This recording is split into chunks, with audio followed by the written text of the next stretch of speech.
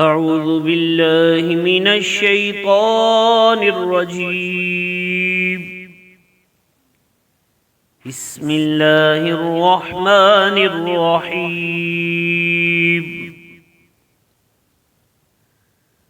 وقالوا لن تمسنا النار الا ایاما معدودة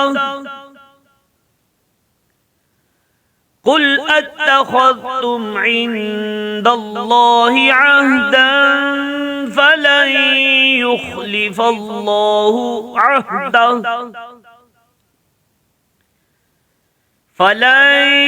يخلف الله عهده أم تقولون على الله ما لا تعلمون صدق اللہ العظیم وصدق رسوله النبی الکریم صلی اللہ تعالی علیہ وآلہ وسلم۔ اور بولے ہمیں تو آگ ہرگز نہ چھوئے گی مگر گنتی کے چند دن۔ اے حبیب صلی اللہ علیہ وآلہ وسلم تم فرما دو کیا تم نے خدا سے کوئی وعدہ لیا ہوا ہے؟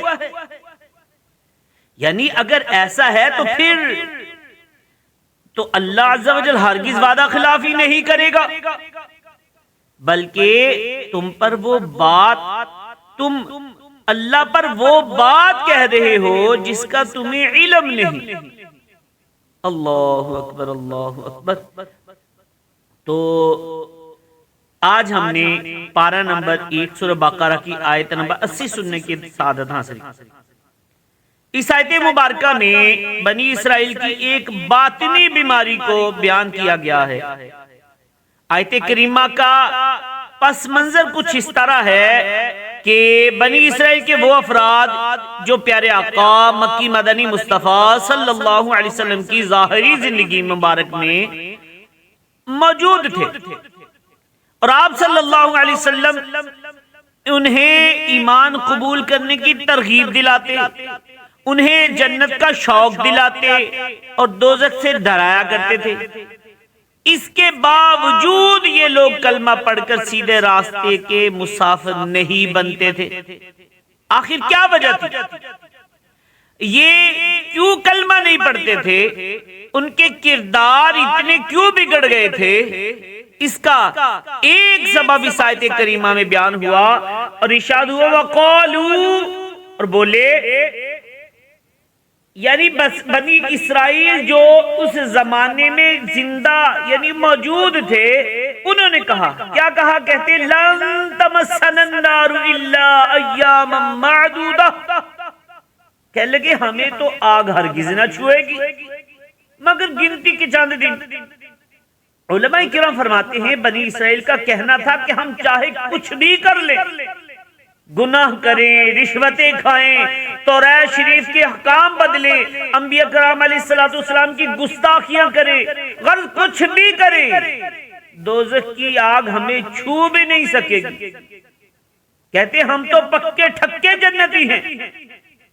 کہتے ہاں دوزخ میں جائیں گے بھی تو گنتی کے دن ہی رہیں گے، پھر ہمیں دوزخ سے نکال کر جنت میں داخل کر دیا جائے گا۔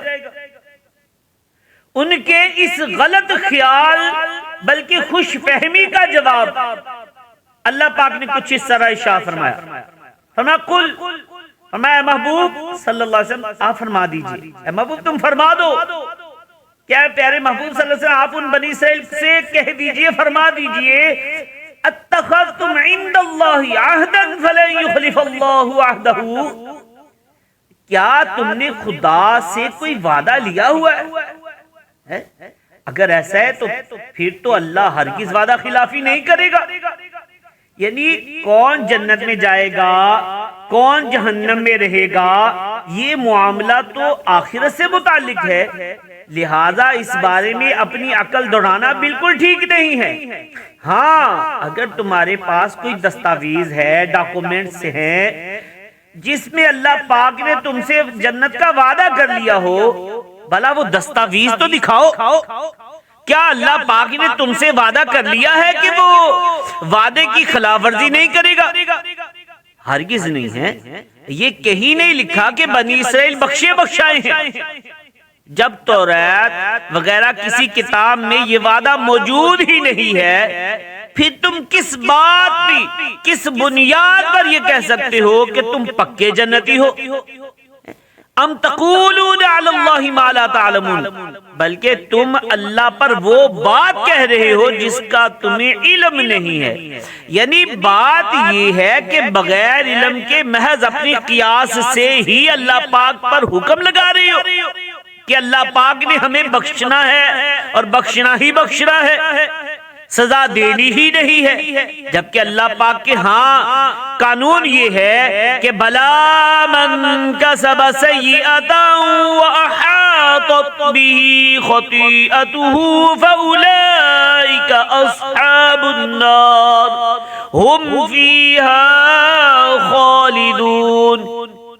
کہ کیوں نہیں جس نے گناہ کمایا اور اس کی خطا نے اس کا گھیراؤ کر لیا تو وہی لوگ جہنمی ہیں، وہ ہمیشہ اس میں رہیں گے۔ یعنی جو گناہ کمائے اور گناہ اسے چاروں طرف سے گھیر لے، یعنی وہ کفر میں جا پڑے، وہ جہنمی ہے، ہمیشہ ہمیشہ کے لیے جہنم میں رہے گا۔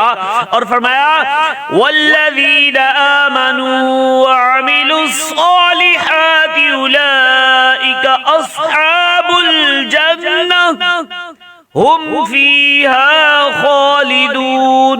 اور جو ایمان لائے اور اچھے کام کیے اور وہ جنت والے ہیں، انہیں ہمیشہ اس میں رہنا ہے۔ یعنی جو ایمان قبول کرے، نیک کام کرے، یہ جنتی ہے، ہمیشہ ہمیشہ کے لیے جنت میں رہے گا۔ لہذا اے بنی اسرائیل، اپنے اس برے خیال سے باز آؤ، جہنم سے بچنے اور جنت کا حقدار بننے کے لیے کلمہ پڑھو، ہمارے پیارے محبوب صلی اللہ علیہ وسلم کا دامن رحمت تھام لو اور نیک کاموں میں مصروف ہو جاؤ۔